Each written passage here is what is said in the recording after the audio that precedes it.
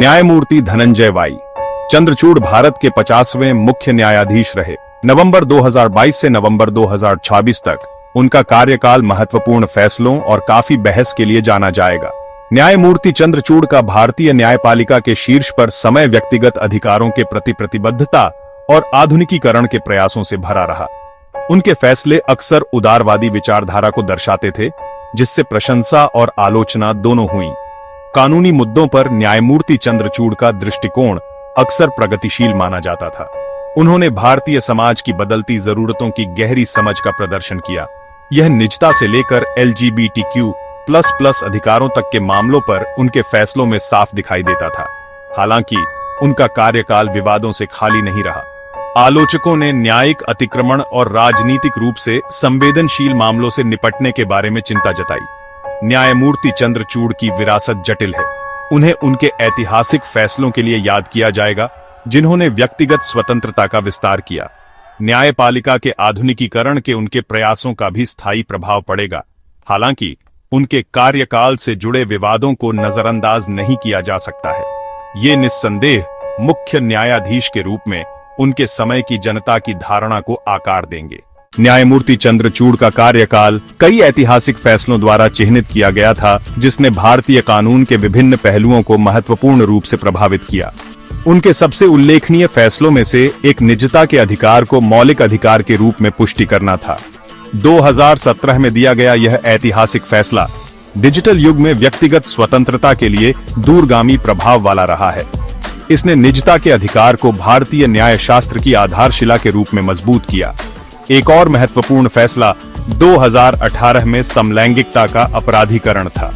भारतीय दंड संहिता की धारा 317 को रद्द करने वाला यह ऐतिहासिक फैसला भारत में LGBTQ++ अधिकारों के लिए एक बड़ी जीत थी। इसने LGBTQ++ समुदाय की अधिक समानता और स्वीकृति का मार्ग प्रशस्त किया। न्यायमूर्ति चंद्रचूड़ ने उस पीठ की भी अध्यक्षता की, जिसने अनुच्छेद 370 को रद्द करने के सरकार के फैसले को बरकरार रखा।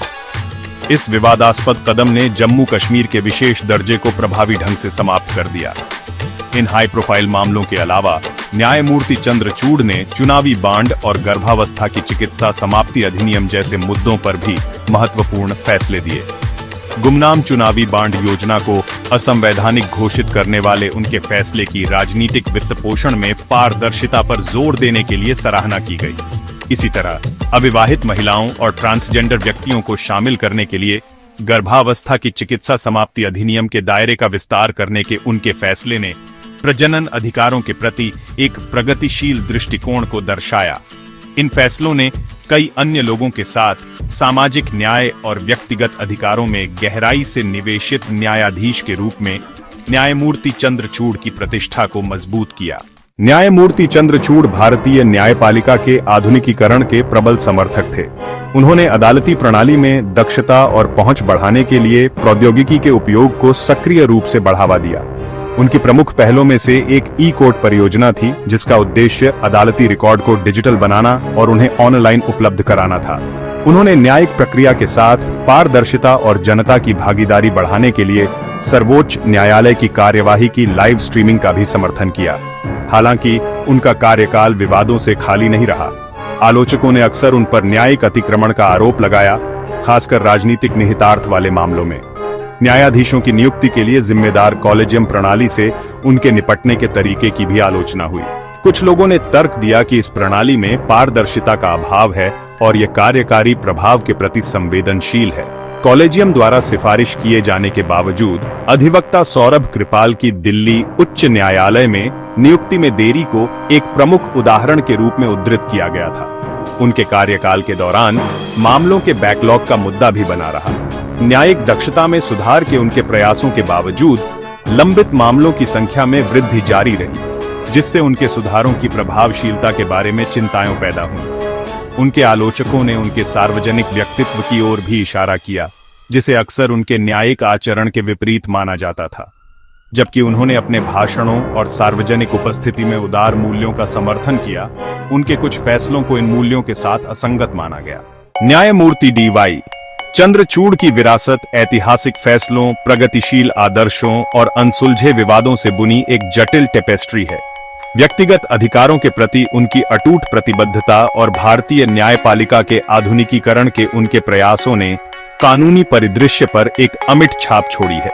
उन्हें एक ऐसे मुख्य न्यायाधीश के रूप में याद किया जाएगा जो यथास्थिति को चुनौती देने से नहीं डरते थे और जिन्होंने लगातार न्याय की सीमाओं का विस्तार करने की कोशिश की। हालांकि उनके कार्यकाल ने भारतीय न्यायपालिका की कमजोरियों को भी उजागर किया और तेजी से बदलते राजनीतिक परिदृश्य में अपनी स्वतंत्रता बनाए रखने में आने वाली चुनौतियों का सामना किया। कॉलेजियम प्रणाली से निपटने के तरीके को लेकर विवाद, मामलों के बैकलॉग का लगातार मुद्दा और उनके सार्वजनिक व्यक्तित्व और न्यायिक आचरण के बीच कथित विसंगतियों पर आने वाले वर्षों तक बहस जारी रहेगी। न्यायमूर्ति चंद्रचूड़ का कार्यकाल कानून के शासन को बनाए रखने में न्यायपालिका की महत्वपूर्ण भूमिका की याद दिलाता है और सभी नागरिकों के अधिकारों की रक्षा। उनकी विरासत निस्संदेह भारतीय न्यायपालिका के भविष्य को आकार देगी। आत्मनिरीक्षण और उम्मीद है निरंतर सुधार को बढ़ावा देना। उनके फैसलों के दीर्घकालिक निहितार्थ और न्यायिक प्रशासन के उनके दृष्टिकोण का कानूनी विद्वानों द्वारा विश्लेषण और बहस जारी रहेगी और आम जनता अंततः उनका कार्यकाल एक विविध और विकसित हो रहे लोकतंत्र में न्याय को नेविगेट करने की जटिलताओं का प्रमाण है।